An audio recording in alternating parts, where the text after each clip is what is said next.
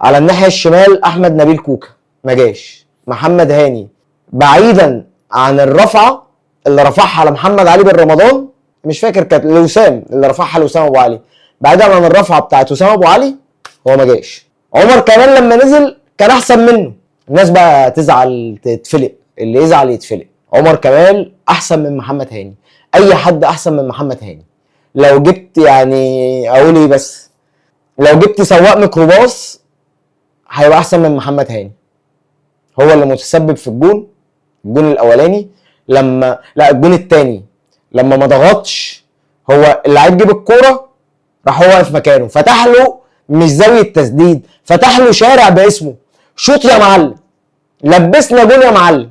والاستاذ محمد الشناوي اللي جوان كلها بتيجي فيه بنفس الطريقه، ما بينطش ما بيعرفش ينط.